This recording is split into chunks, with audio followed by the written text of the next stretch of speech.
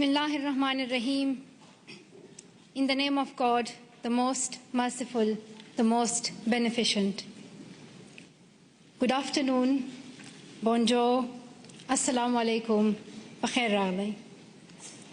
Mr. Prime Minister, Madam Trudeau Sophie, Mr. Speaker, members of the House, members of the Senate, distinguished guests, my parents, Ziauddin and Torpikai,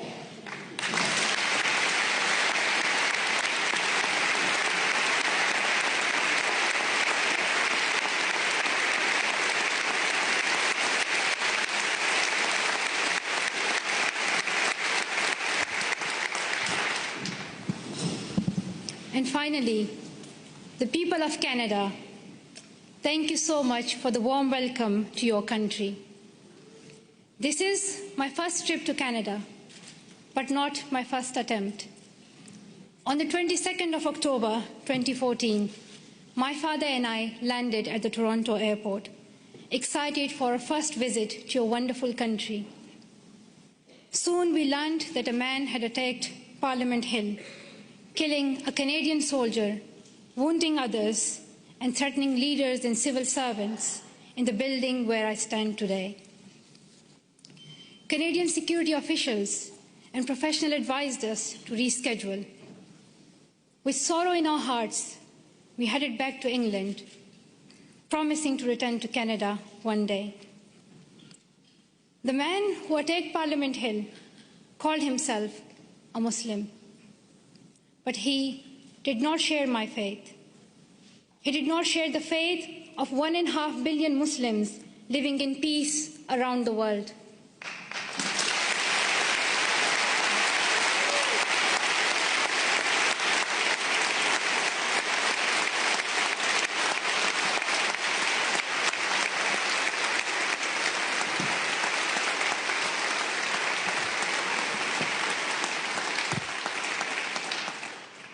Sorry, the podium became too high, so I'm short-sighted, I couldn't read some of the words.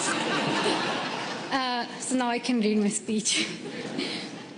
Back to my point that the man who attacked Parliament Hill called himself a Muslim, but he did not share my faith. He did not share the faith of 1.5 billion Muslims living in peace around the world. He did not share our Islam, a religion of learning, compassion, and mercy. I am a Muslim, and I believe that if you pick up a gun in the name of Islam and kill an innocent person, you are not Muslim anymore. You and the person who attacked Parliament Hill and all these terrorists do not share my faith. Instead,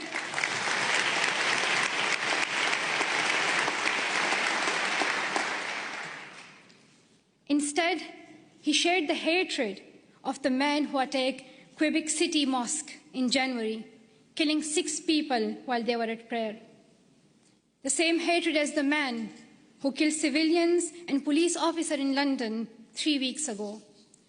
The same hatred as the men who killed 132 school children in Pakistan Army Public School in Peshawar. The same hatred as the man who shot me and my 2 school friends. These men have tried to divide us and destroy our democracies, our freedom of religion, our right to go to school. But we and you refuse to be divided. Canadians, wherever you are born, however you worship, stand together. And nothing proves this more than your commitment to refugees. Around the world, we have heard about Canada's heroes. We heard about the members of the First United Church here in Ottawa, who sponsored newlyweds Amina and Ibrahim. A few months later, the family had their first child, a little girl named Maria. The church decided to raise more money to bring Abraham's brother and family to Canada, so Maria could grow up with her cousins. We heard about Jorge Salazar in Vancouver, who came to Canada as a child refugee, fleeing violence in Colombia. As a young adult, he's working with today's children, immigrants, and refugees, helping them adopt with the new culture and country. And I'm very proud to announce that Farah Muhammad, a refugee who fled Uganda and came to Canada as a child, is Malala Fund's new CEO, a Canadian who will now lead the fight for girls' education around the world.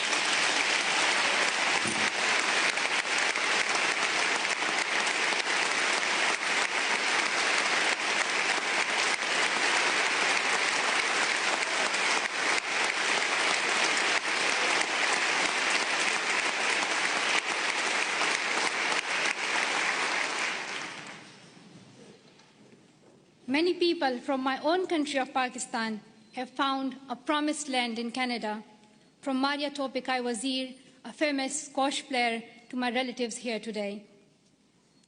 Like the refugees in Canada and all around the world, I have seen fear and experienced times when I did not know if I was safe or not.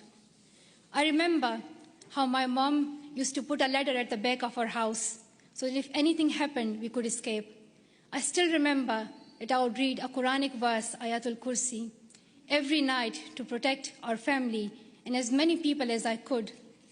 I felt fear when I went to school, thinking that someone would stop me and harm me. I would hide my books under my scarf. The sound of bombs would wake me up at night. Every morning I would hear the news that more innocent people have been killed. I saw men with big guns in the streets. There's more peace now in my home of Swat Valley, Pakistan. But families like mine, from Palestine to Venezuela, Somalia to Myanmar, Iraq to Congo, are forced to flee their homes because of violence. So your motto and your stand, "Welcome to Canada," is more than a headline or a hashtag. It is the spirit of humanity that every single one of us would yearn for if our family was in crisis. I pray that you continue to open your homes and your hearts to the world's most defenseless children and families, and I hope your neighbors will follow your example.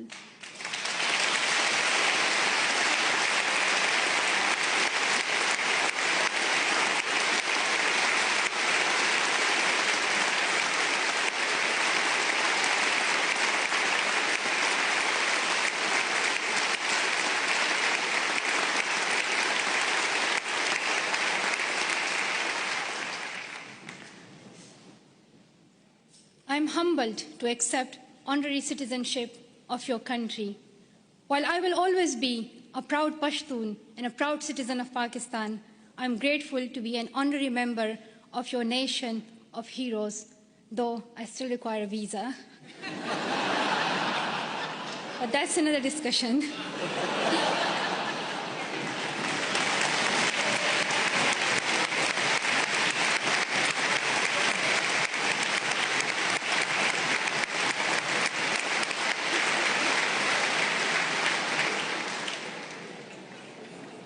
I was also very happy to meet Prime Minister Trudeau this morning. I'm amazed by his embrace of refugees, his commitment to appointing Canada's first gender-balanced cabinet, and his dedication to keeping women and girls at the center of your development strategy. We have heard so much about Prime Minister Trudeau, but one thing has surprised me. People are always talking about how young he is. They say that he is the second youngest Prime Minister in Canadian history. He does yoga, he has tattoos, and a lot more. And while I was coming here, everyone was telling me, like, shake Prime Minister's hand and, like, let us know how he looks in reality. And people were just so excited about meeting Trudeau. I don't think anyone cared about the Canadian honorary citizenship. While it may be true that Prime Minister Trudeau is young and he is young head of government, I would like to tell something to the children of Canada, that you don't have to be as old as the very young Prime Minister Trudeau to be a leader.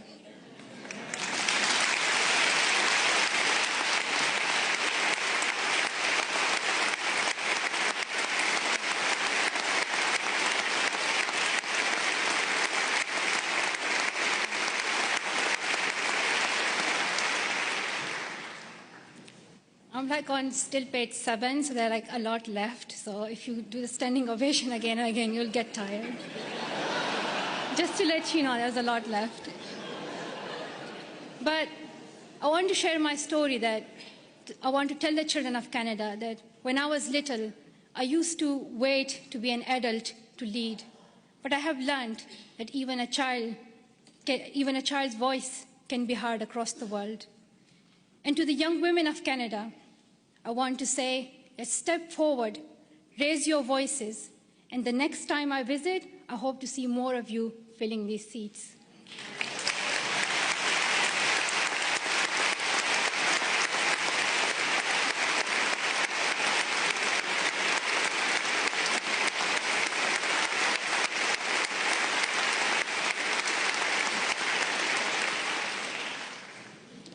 And to the men of Canada, be proud feminists and help women get equal opportunities as men. And to the leaders of Canada today in this room, though you may have different politics and policies and priorities, I know each one of you is trying to respond to some of our world's most pressing problems. I have traveled the world and met many people in many countries. I have first-hand experience and I've seen many problems that we are facing today: war, economic instability, climate change, and health crises. And I can tell you that the answer is girls. Secondary education can transform communities, countries, and our world. And here's what the statistics say. I'm saying it for those who still don't accept education as important. There are some, but I hope they will hear that if all girls went to school for 12 years, low and middle income countries could add $92 billion per year to their economies. Educated girls are less likely to marry young and contract HIV, and more likely to have healthy and educated children. The Brookings Institution called secondary education for girls as the most cost-effective and best investment against climate change. When a country gives all its children secondary education, they cut their risk of war in half. Education is vital for the security of the world because extremism grows alongside inequality. In places where people feel they have no opportunity, no voice, no hope. When women are educated, there are more jobs for everyone.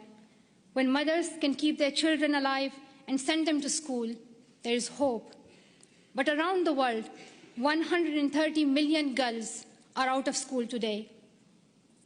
They may not have read the studies and they may not know the statistics, but they understand that education is the only path to a brighter future, and they are fighting to go to school. Last summer, on a trip to Kenya, I was introduced to the bravest girl I have ever met. At age 13, Rahma's family fled Somalia and came to Dadaab, the world's largest refugee camp. She had never been inside a classroom, but she worked hard to catch up, and in a few years, graduated primary school. At 18, Rahma was in secondary school when her parents decided to move back to Somalia. They promised she could continue her education. But when her family returned to Somalia, there were no schools for her to attend. Her father said her education was finished and that she would soon marry a man in his 50s, a man she did not know. Rahma remembered a friend from the refugee camp who had won a scholarship in a university in Canada. She borrowed a neighbor's internet and contacted him through Facebook. Over the internet, the university student in Canada sent her $70. At night, Rahma snuck out of her house, bought a bus ticket, and set out on an 8-day-long trip back to the refugee camp, the only place she knew she could go to school. Through the Sustainable Development Goals, our nations promised every girl she would go to school for 12 years.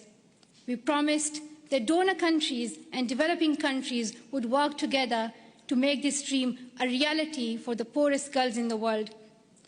I know that politicians cannot keep every promise they make, but this is the one you must honor. World leaders can no longer expect girls like Rahma to fight this battle alone.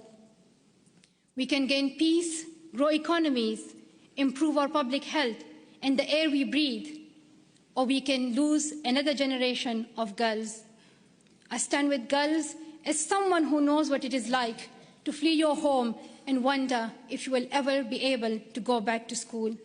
I stand with girls as someone who knows how it feels to have the right of education taken away and your dreams threatened. I know where I stand.